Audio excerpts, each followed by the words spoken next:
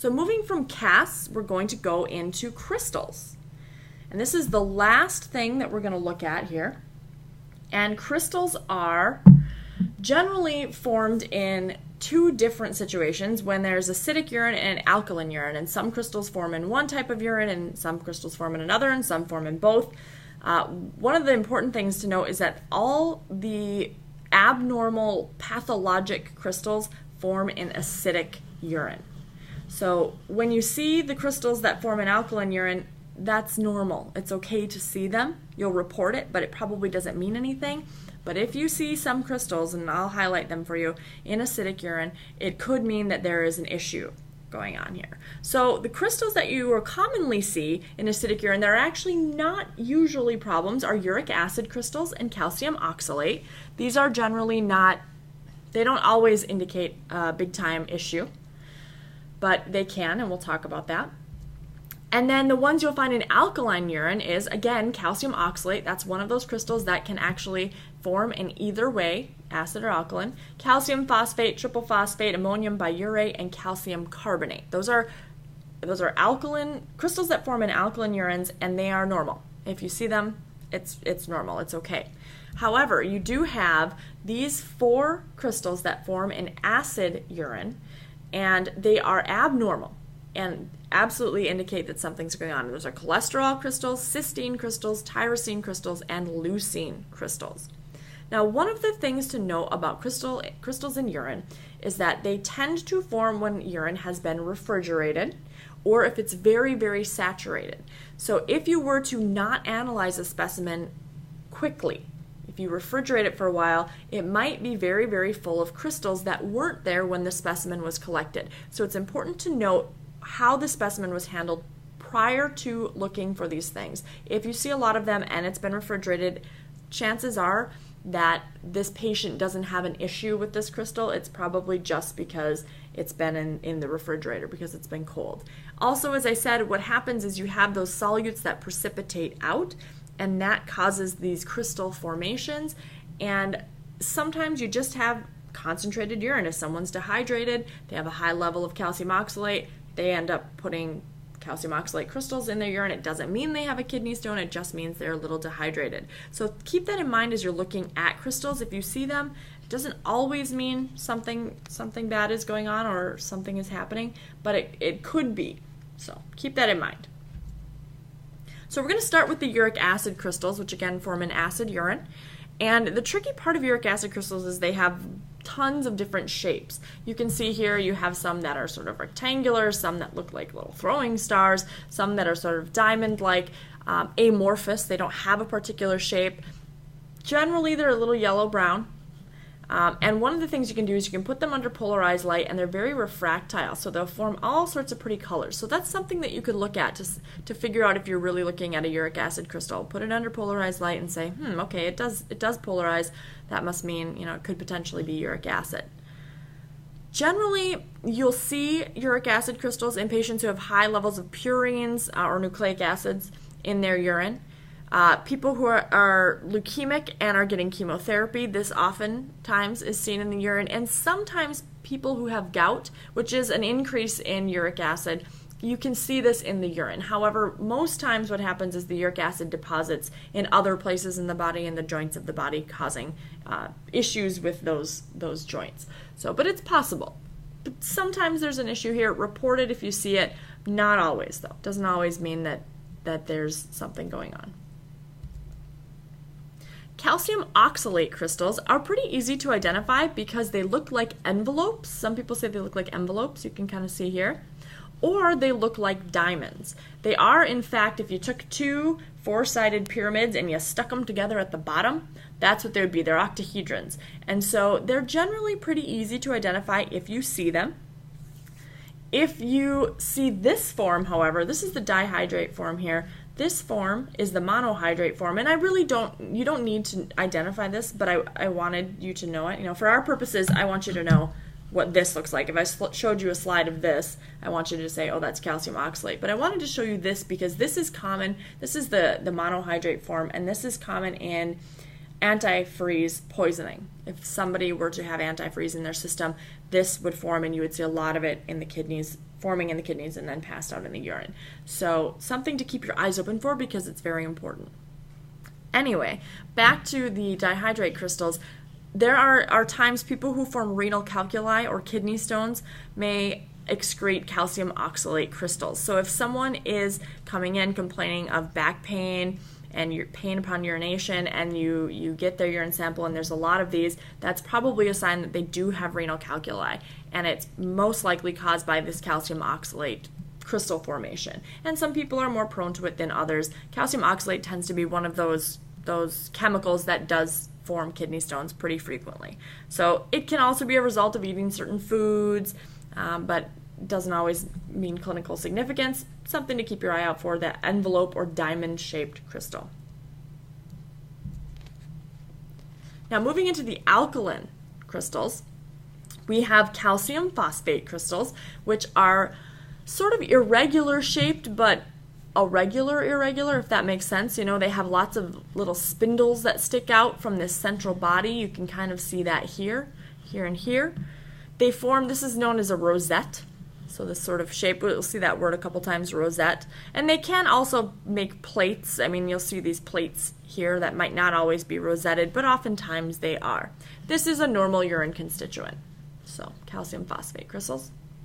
No fancy name for these. You can come up with one on your own if you want. Triple phosphate crystals are what we call coffin lids. And let's see if we can find a good one. Yeah, kind of right here. They're rectangular octahedrons, essentially, and they do sort of look like coffin lids. Not always that big, but they do vary in size, so be aware of that. And again, a normal urine constituent in alkaline urine. Ammonium urate, or biurate, we call it, is another alkaline urine crystal, and we call this the thorny apple, because if you look, it's got a very large central body, and then it has these sharp projections off of it. So this is the thorny apple crystal. I imagine you wouldn't want too many of these through your urinary system, but you will find them oftentimes in old specimens. You know, if you don't look at something right away and it sits, it's possible for these to form, again, in alkaline urine most of the time. And then we have our calcium carbonate crystals, which look like dumbbells, so they say. So you can kind of see them here. They're very small. So if you were to look at them under low power, it might just look like granules, and may even sort of resemble bacteria, although bacteria are even smaller than that. But they look sort of granular, sort of amorphous, not a lot of shape going on. But you can see up close that they do have this sort of dumbbell shape that might help you identify them. Again, normal constituent. Now we're getting to the abnormals. These are the ones that form an acidic urine that you really, if you see them, there is something to it. And the first one is a cholesterol crystal. And yes, there can be crystals formed out of cholesterol.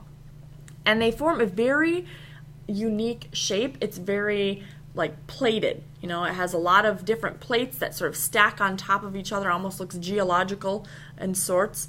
And what will happen is fats, when cooled, will form the fats that you excrete, the cholesterol that you're excreting in cases of lipiduria, will cool and form these sort of plated, notched sheets, they call them. And this is an abnormal thing. So seeing any of these is important to note. Cysteine crystals are pretty easy to identify. They are hexagonal, and they kind of look like plates. They can be polarized under polarizing light. They're very refractile. They're very pretty. Often these are in patients who have cystinuria, which is an absorptive issue. They have trouble reabsorbing certain amino acids, and it causes this buildup of cysteine and can cause very frequent kidney stones and urinary problems. They tend to stack on top of each other, so pay attention for that, kind of like the cholesterol ones, but obviously with a more unique shape in the hexagon there. Abnormal, for sure. Tyrosine crystals are very sharp, thin, and pointy.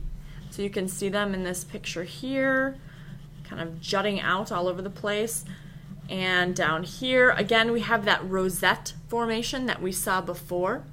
Usually relatively colorless or light yellowish brown.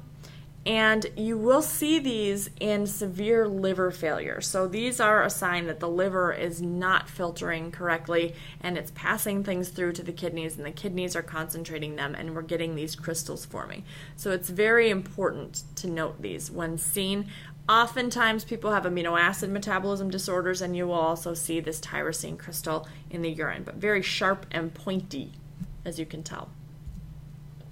And then lastly are the leucine crystals, the last of our abnormal crystals. It's hard to find pictures of these that are really helpful to identification, because to me these look a little bit too much like renal tubular epithelial cells. But these are leucine crystals. What you can look for if you're identifying them is that they are circular, and a lot of times they have almost like tree trunk rings. They have these rings that radiate outward, and you can kind of see these lines that come out as well. Also important. So very important. Major liver damage is probably occurring if you see these. A lot of clinical significance. Also the color might help. Here you can see it's sort of yellow-brown. This one looks a little bit pinker, but this is, really truly that crystal. So it takes a lot of skill. It takes a lot of time and practice in order to identify these things. Don't feel like you have to be an expert. You might feel like an expert after you do this, because we're gonna spend a lot of time on it. But it's something that's really important, and a very routine, relatively simple procedure is urinalysis that you're going to learn, in lab and in your practicum, and something you'll do a million times a day, I'm sure. So just to kind of review what we wanted to get out of this, remember the main goal of this PowerPoint was for you to visually identify. You're going to have an exam that's going to ask you to identify these things. I will give you pictures and say, okay, what is this? And I am going to want you to know specific names. At this point, I'm going to be happy if you can go, that's a cell, that's a cast, that's a crystal. I think I can say that this is a red cell, this is a white cell. A little bit of practice will make perfect, as usual. But the key goal was for you to visually identify this stuff. As we talk about them in lecture and again in lab, you're going to be able to tell me what that clinical significance was and tie it to the patient. Okay, this patient is complaining of this. Does it make sense to see this in the urine? Yes or no? And to tie those things together. Also, to be able to go, all right, I see 1 million squamous cells here, but I'm not worried. When I saw those 5 renal tubular epithelial cells, I am worried. Differentiating between normal and abnormal urine is a big deal. So hopefully we've accomplished all of these things. We're going to go over them in lab. We're going to see them. We're going to talk about them in lecture, so you're going to have lots of experience with them. So at that, we'll just wrap it up, and I will see you in lab.